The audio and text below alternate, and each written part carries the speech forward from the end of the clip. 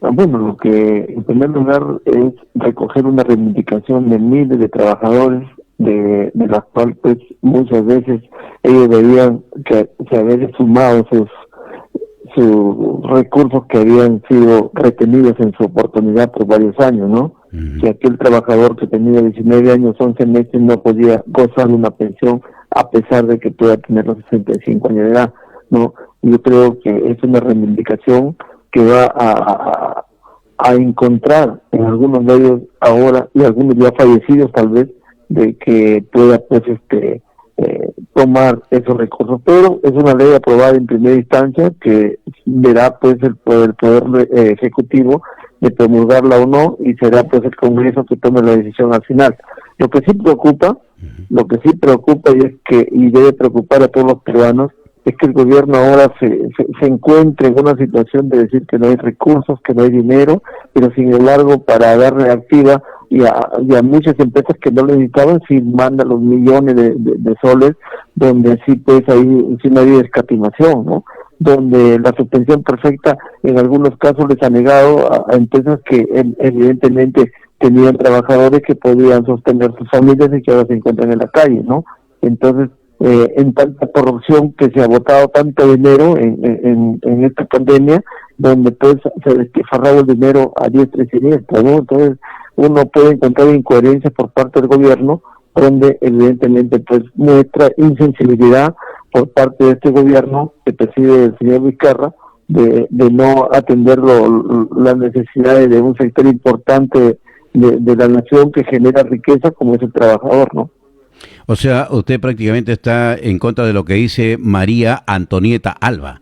Ella ha manifestado Sí. que dice, tenemos que ser responsables con el manejo de nuestros recursos públicos. O sea, responsables en esta situación que usted habla, por decir, a los programas sociales, pero menos en algo que realmente la población necesita en estos momentos para poderse sustentar, para poderse mantener, ¿no es cierto?, a raíz de esta pandemia.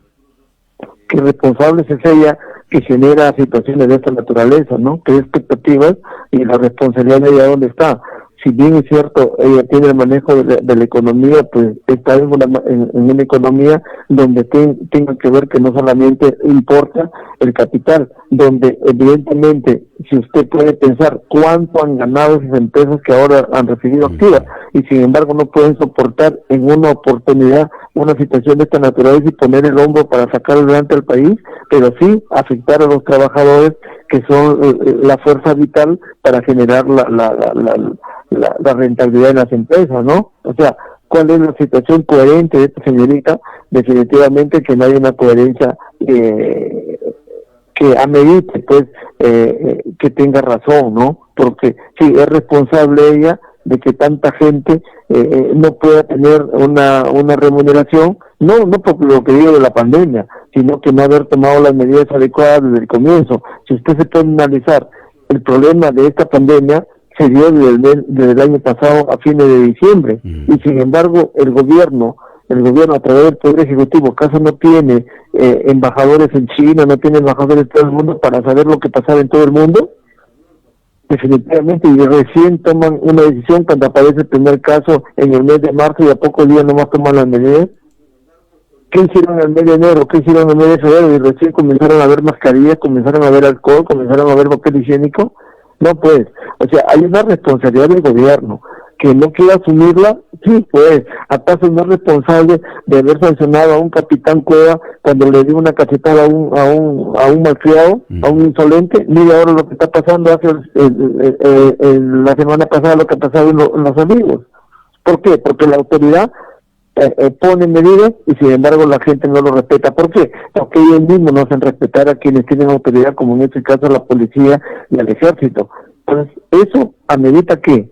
Amerita no decir nada ante situaciones de esta naturaleza, donde ahora Piura fue inicialmente un foco de infección de esta pandemia, y ahora nos escapa de lo que pueda pasar en Piura. Mire, imagínense todo lo que ha sucedido en el país desde el mes de marzo hasta la actualidad.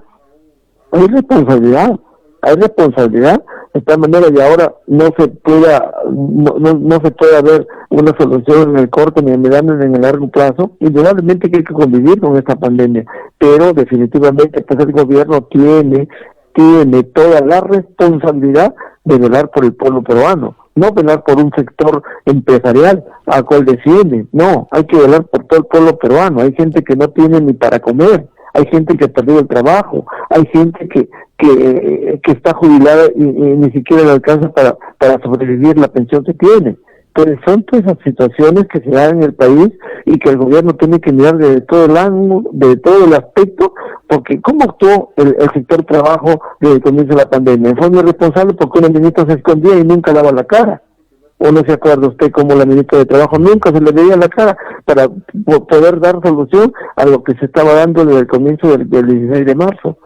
A un ministro de Justicia que definitivamente buscaba despenalizar a los centros penitenciarios. ¿Y qué se ha originado con todo esto ahora? Entonces, son situaciones que hay que analizar en su conjunto. No hay que mirar solamente que pobrecito el gobierno, pobrecito que él va a generar la pandemia. Sí, pero es la responsabilidad que se tiene para gobernar un país. ¿O acaso ellos no están ganando un sueldo, una remuneración de más de $10,000? Entonces, ¿quién gana esa cantidad de dinero para poder estar al mando de un gobierno? Por eso reciben esas remuneraciones, los ministros, el presidente de la República, los funcionarios del Estado, los viceministros, en fin, todos los que están involucrados en esta sesión. A ellos no les está faltando en absoluto ningún centavo de su remuneración mensual, pero sin embargo hay gente que está muriéndose de hambre, ¿no? ¿Y cuál es tu opinión frente a lo que ha dicho Cecilia García? Lo que es inconstitucional es no devolver dinero a los aportantes. Es que aquí en el Perú simplemente se defienden intereses. ¿Acaso los fonavistas tuvieron la culpa de que los gobiernos mal utilizaran sus recursos? ¿Los fonavistas tuvieron la culpa? ¿O acaso los aportantes del sistema nacional han tenido la culpa que los gobiernos utilicen más sus recursos? No, señor, no tienen nada que ver ellos, los responsables son ellos, los gobiernos que pasaron y todos los que tuvieron la responsabilidad en este momento, ¿no? ¿O acaso no podemos observar que a usted le tuvieron los recursos y sin embargo los destinaron para otra cosa? Como decía, lo ponían en una caja común. ¿Acaso esa responsabilidad de quién aporta? No es responsabilidad de quién aporta, sino de que los gobiernos no han tomado las decisiones adecuadas.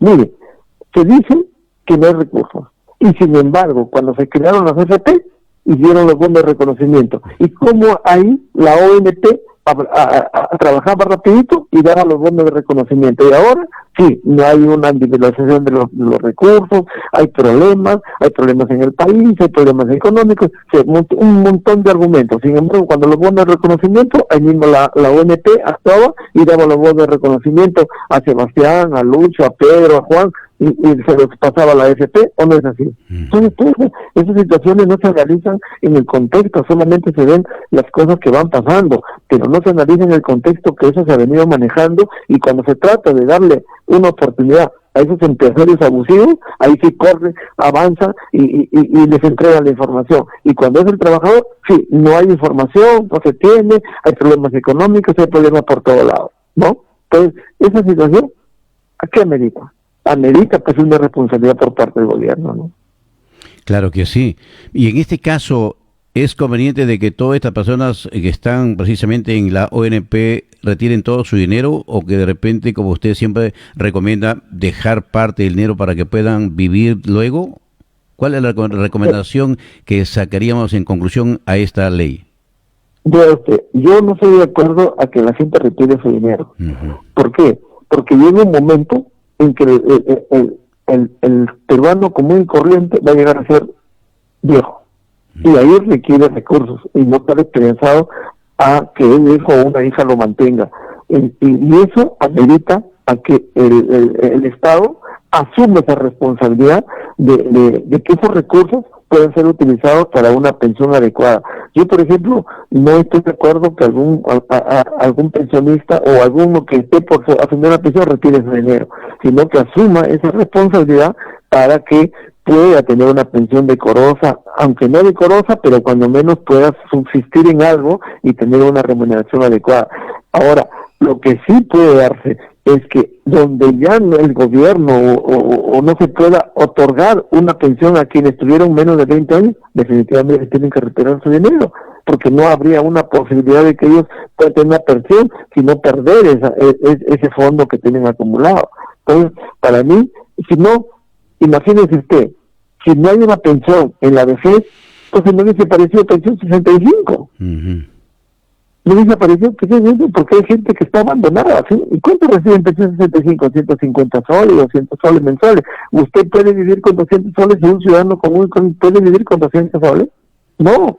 Pero, ¿por qué sale pensión 65? Precisamente para eso. Porque gente que no tenía ni una pensión de absolutamente nada. Y sin embargo, una persona que aportó durante años para un fondo de pensiones, que no tenga pensión, es absurdo, pues, ¿no? Es absurdo y no sería bueno pues que una persona se quede en la sanidad, pues, a dar pena, pues.